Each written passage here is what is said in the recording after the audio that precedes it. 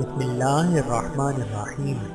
السلام علیکم ورحمۃ اللہ وبرکاتہ۔ حضرت زبرقان رضی اللہ تعالی عنہ بن بدر کا قبول اسلام۔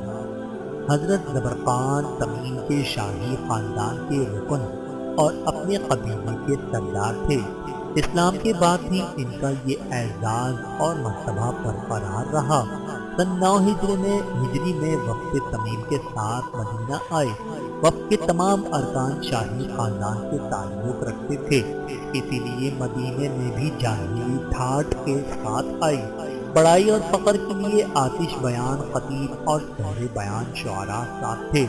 آستان نبوی پر پہنچ کر رسول اللہ صلی اللہ علیہ وآلہ وسلم سے اجازت مانگی کہ ہم تم سے مفاخرہ کے لیے آئے ہیں، ہمارے شاعروں کو اجازت دو۔ آپ سے اجازت لے کر مجلس مفاخرہ منعقد کی اور بنی تمیم کے شعراء اور خطباء نے ان کی عالی نسبی، بادشاہی اور عزت و اقتدار کے ترانے گائے۔ زبرقان بن بدر نے بھی ایک پرزور قصیدہ جو تمام تر بڑائی، تکبر اور خود ستائی پر مشتمل تھا سنایا۔ توتی اسلام حضرت حسان بن ثابت رضی اللہ تعالی عنہ نے اس کا جواب دیا۔